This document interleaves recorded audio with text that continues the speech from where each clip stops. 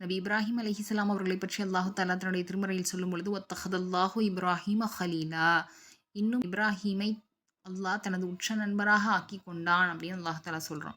அப்போ இப்படிப்பட்ட இந்த பாக்கியம், இந்த மாபெரும் பாக்கியத்தை அவர்கள் அடைவதற்காக பல தியாகங்களை செஞ்சாங்க. அல்லாஹ் சொன்ன அனைத்து கட்டளைகளையும் அப்படியே செஞ்சாங்க. அல்லாஹ் அவர்களுக்கு கொடுத்த துன்பங்களை, சோதனைகளை அழகான முறையில் கையாண்டாங்க. அல்லாஹ்வின் மீது அசைக்க முடியாத நம்பிக்கையை கொண்டிருந்தாங்க. இதன் விளைவாக தான் அல்லாஹ் தஆலா அவர்களுக்கு இப்படிப்பட்ட மாபெரும் பாக்கியத்தை கொடுத்தான். இதே போல நபி இப்ராஹிம் அலைஹிஸ்ஸலாம் அவர்களைப் போல நமது வாழ்க்கையில் வரக்கூடிய சோதனைகளை கையாண்டு அழகான முறையில் பொறுமையோடு இருந்து அல்லாஹ்வின் மீது நம்பிக்கை வைத்து சகித்து கொண்டு சொர்க்கத்தை அடைவோம். மேலும் நம்ம எல்லாரும் பெருநாள் கொண்டாடக்கூடிய இந்த சமயத்தில் பலஸ்தீனில் உள்ள மக்கள் பெருநாளை கொண்டாட முடியாமல் அதே சமயத்தில் அல்லாஹ்வின் பாதையில் பல தியாகங்களை செய்து கொண்டு இன்னும் அல்லாஹ் கொடுக்கக்கூடிய அனைத்து சோதனைகளையும் சகித்து கொண்டு ஹஸ்புனல்லாஹு வ நிஅமல் வக்கீல் என்று சொல்லிக் கொண்டிருக்கும் நமது பலஸ்தீன மக்களுக்காக அதிகமாக பிரார்த்தனை செய்வோம்.